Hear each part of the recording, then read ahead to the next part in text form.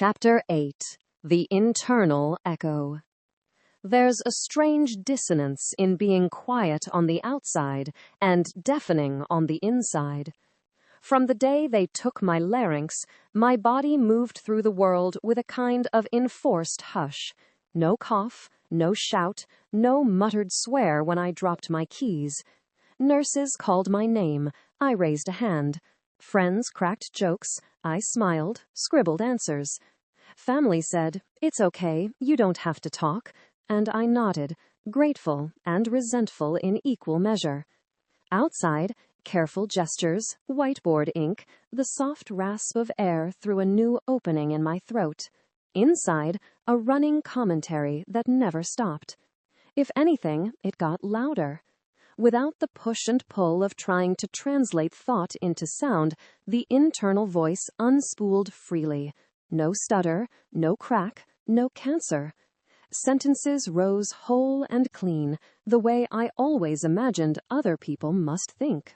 I'd be sitting at the table, Mum setting down plates, my brother pouring gravy, and in my head I'd hear, "This is the first Sunday lunch where my voice is completely absent from the room, and somehow the silence sits among us like another guest, one we're trying not to stare at."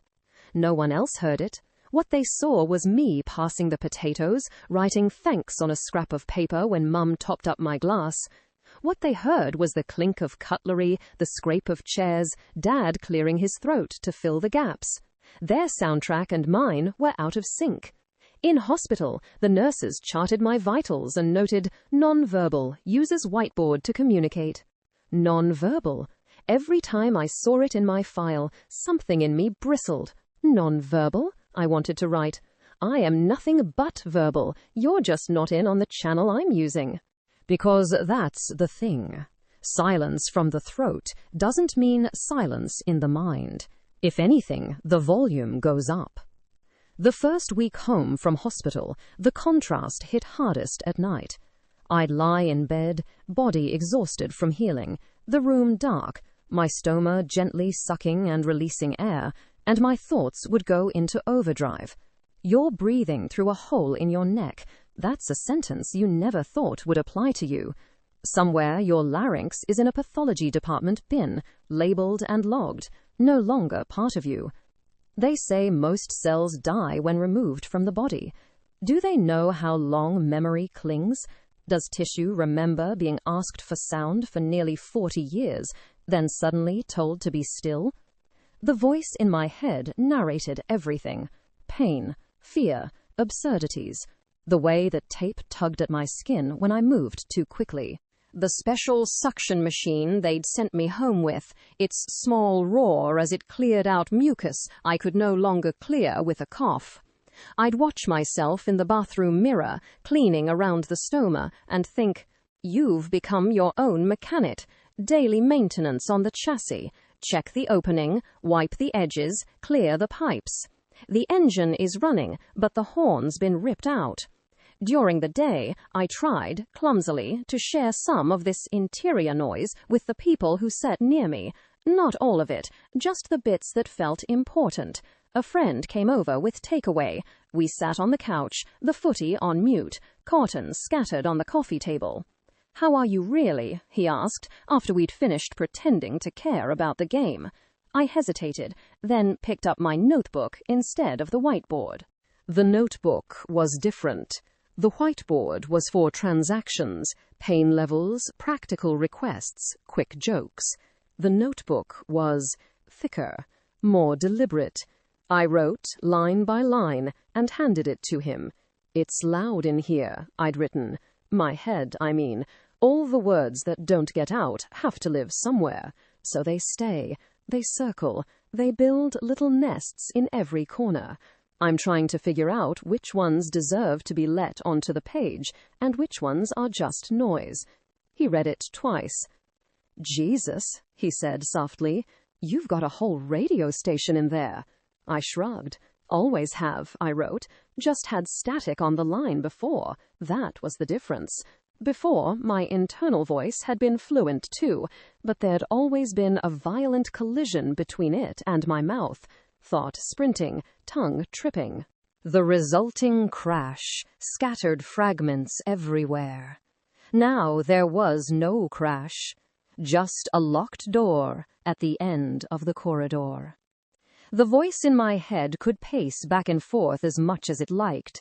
It never got bruised. It never stalled. It also never got interrupted. Once, in a supermarket aisle, I noticed two women blocking the shelf I needed, their trolleys angled in a kind of unconscious barricade. They were talking fast, hands punctuating the air. I stood there with my basket, waiting. 10 seconds, 20, 30. My old self, pre-surgery, would have been wrestling with the question, do I cut in? Do I risk the stutter? Do I say, excuse me, and hope they wait long enough? My new self knew I had no excuse me to offer, no quick throwaway phrase, no vocal tap on the shoulder. I backed away, circled around, came at the shelf from the other end. As I grabbed the tin of tomatoes, I thought, you have been designed by sickness and surgery and society's speed to take the long way around. The sentence came complete, precise, acid-edged, but true. No one heard it except me. Sometimes the internal voice turned on itself. I'd be cleaning the kitchen bench, clumsy with fatigue, and drop a glass. It smashed on the tiles, shards skittering under the cupboards. Of course, the voice in my mind snapped. It's not enough to lose your voice. You have to be bad at basic gravity now, too. It was crueler than I'd ever be to someone else. With others, I was patient. With myself, the words had teeth. Other times, the voice was unexpectedly gentle. On a morning when getting out of bed felt like dragging a mattress through wet sand, I lay there and thought, you are allowed to be tired. You've rebuilt the way you breathe. You are not weak for needing another 10 minutes. You're not lazy. You're healing. No one had to hear that for it to do its work. The echo inside my skull became its own conversation. Question, answer, accusation, reprieve. I started noticing how people spoke about my silence. He can't talk, someone would explain on the phone. I'd flinch. Can't talk in the way you expect, the internal voice corrected automatically. Can't talk out loud. I'm still talking. You're just not tuned in. With some people, I experimented with letting them in on that frequency. I'd write long paragraphs, hand them over, watch their faces as they read. My brother sat at my kitchen table one night, a beer in his hand, reading 2 pages I'd spilled during the day. I'd written about memories, childhood seizures, speech therapy mirrors, the first time a girl leaned in to kiss me, and I almost knocked teeth because I hesitated. Can't talk in the way you expect, the internal voice corrected automatically. Can't talk out loud. I'm still talking. You're just not tuned in. With some people, I experimented with letting them in on that frequency. I'd write long paragraphs, hand them over, watch their faces as they read. My brother sat at my kitchen table one night, a beer in his hand, reading 2 pages I'd spilled during the day. I'd written about memories, childhood seizures, speech therapy mirrors, the first time a girl leaned in to kiss me, and I almost knocked teeth because I hesitated. It's all still here, I'd ended. The words, the images. Losing my voice didn't delete the archive. It just took away the live broadcast. He finished reading and sat back. You sound smart, he said, halfway joking, halfway not. I raised an eyebrow. You know what I mean, he added quickly. You're always quiet in the room. In my head, I sort of forget you're thinking all this shit. Then I read this and it's like, oh, he's been narrating the whole time. I picked up the pen. Have been since I was 5, I wrote. You lot just never gave me a microphone. He winced, then nodded. Yeah, he said. Fair. In the mirror, in unguarded moments, I'd watch myself and think in second person, as if I was someone else. You look different, but you are not gone. The scar is a line on a map, not an erasure. The hole in your throat is a story, not a punchline. Stop flinching every time you catch sight of it. This is your face now. Claim it. Second person let me talk to myself like a friend. It gave the internal echo a direction, not just endless commentary, but a line aimed at a person who needed to hear it, even if that person was me. The new quiet changed how I listened too. Before, in conversations, I'd been half in my own head, half in the external jumble, calculating when I might squeeze in a sentence. Timing, always timing. Now that my voice was off the table, some of that pressure fell away. I could give up the chase for the floor. Just listen. My friend's shoulders tightening when he mentioned work. Mum's eye twitch when she said she was fine. The slight drop in Dad's tone when he talked about when we're gone, as if he'd tasted the mortality in my diagnosis and couldn't quite spit it out. Internally, the words stacked up fast. She's not fine. He's terrified. You should tell them you can see that. You should find a way to say, I know this is hard for you too. Externally, I'd reach over, squeeze a hand, press the pen down. How are you really? Sometimes they'd answer, sometimes they'd deflect. Either way, the question had left my head and made it into the room. That became the rule for my internal voice. It doesn't count as connection if it never leaves. I could spend whole days writing essays in my skull, but if none of it crossed the skin, onto paper, into a touch, into someone else's awareness, it was just static. Not the scratchy, tearing static that had haunted my throat before the surgery. A different kind. A build-up. If I let too much accumulate, I could feel it. An internal pressure. A sense of being full of unsaid sentences, like a balloon full of letters instead of air. The relief when I finally sat down and emptied some of it onto the page was physical, like bleeding a radiator. One afternoon, months after the operation, I sat in a cafe alone, notebook open, pen moving. People around me talked about meetings, kids, weather. Their voices rose and fell, white noise. In my head, another track played. Once upon a time, I would have been half in these conversations, nodding, smiling, maybe chiming in late with a joke that landed after the moment. Now I'm in a different dimension, parallel, not intersecting. The only sounds that belong to me are the scratch of this pen and the small whistling cough of air through my neck. A little boy at the next table pointed at my stoma. "Mum, what's that?" he asked, not yet trained to whisper.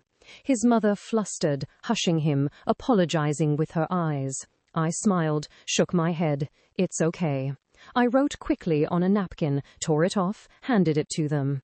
I breathe through here now. Surgery. You can ask if you want. The boy's eyes widened. Can he talk? He asked his mother, as if I were behind glass. I picked up the pen again. Not with sound, but I can talk like this. He watched the words appear, fascinated.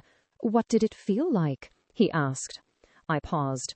How to explain the particular terror and relief of waking up with no voice? How to compress 40 years of struggling for a sound, then losing the whole channel in a day? In my head, I wrote a paragraph. It felt like someone had broken into my house and moved the doors, like going to flip a light switch and finding a wall. It felt like having a constant argument with gravity, and suddenly realizing gravity had left the building. It felt, on the napkin, I just wrote, "Strange, but I'm okay." He nodded seriously, the way kids do when they're trying on adulthood. His mother mouthed thank you. I lifted a hand. The whole essay stayed in my skull, humming. Not every thought needs to be handed over. The internal echo wasn't always grand. Sometimes it was petty. Watching two people argue on TV, both talking over each other, I'd think, you have all that ability to speak, and this is what you do with it? You spill it, you waste it, you drown each other out. You have no idea how lucky you are. Other times it was unexpectedly tender. Seeing a stranger help an old man across the street. Look at that. People still do that. Despite everything, despite being tired and broke and busy, they still reach out a hand. Without a mouthful of blocks to manage, I had more bandwidth to notice. In the old days, most of my concentration in public went to, if I have to say something, will it come out? How bad will it be? Will they wait? Now that question was gone. A new one replaced it. Is this worth putting into the world another way? Or is it enough that I thought it? That, in its own way, was a kind of power. I could choose what to let out, what to let stay. Not because I was afraid of the stutter, but because I understood the cost of translation in a new way. One evening, my brother and I sat on the couch. A film paused on the screen. "Do you think in words or pictures?" he asked suddenly. I tilted my head, wrote, "Words first, then pictures." "You?" "Pictures," he said without hesitation. "Always have. I see it, then I gotta find the words." I scribbled, "I hear it, then try to build the rest." He frowned. "Hear it?" he said. "But you don't." He stopped, embarrassed. I smiled, shook my head. "I am here," I wrote, tapping my temple. It never stopped. He looked at me for a long moment, something like awe on his face. "That must be intense," he said finally. I shrugged. "Better than quiet," I wrote, "I think." And I did. For all the pain, all the frustration of not being able to match the inner to the outer, I was grateful the interior landscape remained lush. If the surgery had stolen both the sound and the story, I don't know who I'd be. As it was, I'd lost one half of the bridge. The other still stood. Sometimes, late at night, I'd lie in bed and imagine my internal voice as another person.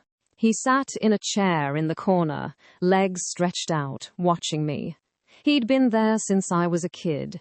He'd watched me trip over my first TH sound, watched me wake from my first seizure, watched me stare at my own scar in the bathroom mirror post-laryngectomy. Now, without the effort of speaking aloud, I could hear him more clearly.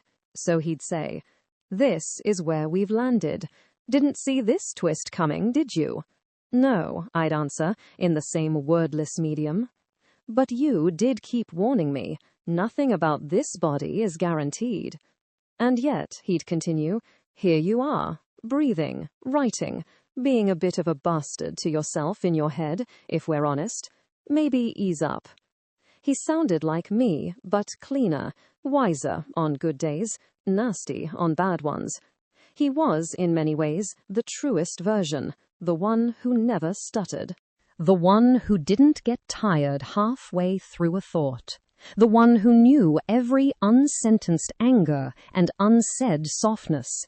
He was the echo that made sure I didn't disappear in the quiet. Because that was the real fear, underneath the loss of sound. Not just no one will hear me, I will stop hearing myself. But I didn't. Even in the thickest silence, the narration ran. When a doctor spoke too quickly, their jargon tumbling. Slow down, translate. There is a human being under that gown who deserves more than acronyms. When a nurse adjusted my pillow with extra care. Remember her name. She sees you. This is what dignity looks like in practice, not on a brochure. When someone talked about me as if I weren't there, I am here. My thoughts are in the room, even if my voice isn't. Don't you dare erase me just because you can't hear me. The internal echo became, unexpectedly, a moral compass. Not always right, but always active. Always asking, what does this mean? Is this fair? Is this kind? I started to write more than just notes to friends or jokes on whiteboards.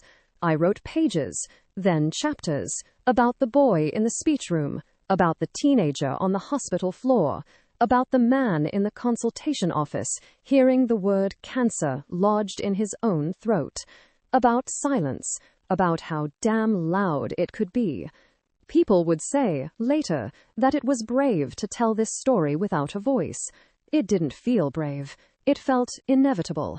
What else was I going to do with all this language rattling around in my skull? Let it rot? The external world had lost one channel for hearing me. The internal world responded by amplifying the others. Ink, touch, presence, and always that clear, insistent voice in my head, narrating, arguing, soothing, prodding. Some nights it kept me awake. Some days it kept me alive. In the absence of sound, it turned out, I had never been less alone.